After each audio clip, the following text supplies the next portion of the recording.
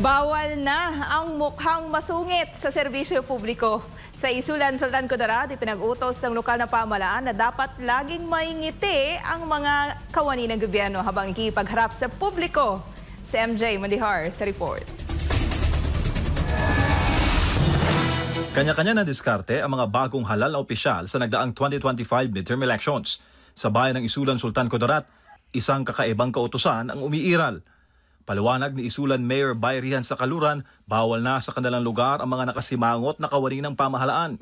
Sakop ng kanyang Executive Order No. 1 ang lahat ng empleyado ng munisipyo at barangay. Kasi naniniwala ako bilang public servant, bilang kawani ng gobyerno, importante na tuwing nakikihalamuha po tayo sa ating mga kababayan, dapat lagi po nating sinasalubong sila ng ngiti. Kaya bawal sumimangot. Mahigpit ra itong ipatutupad ng mayora dahil deserve ng taxpayers ang maayos sa pagtrato. At trabaho naman nilang taga-gobyerno na ibigay ang serbisyo mula sa puso para sa lahat. Sweldo namin galing po sa taong bayan, dapat lamang na suklian namin yon ng magandang serbisyo simula pa lang sa smile na pagsalubong sa kanila.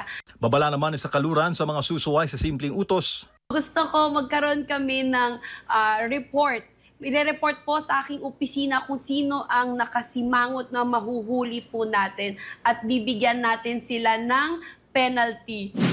Clean-up drive naman ang isinagawa ni Mayor sa Kaluran sa unang araw ng kanyang termino.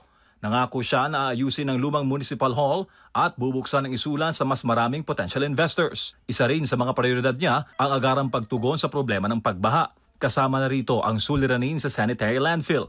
Nanawagan naman ng alkalde sa mga taga-Isulan na makiisa sa pagresolba sa mga problemang ito.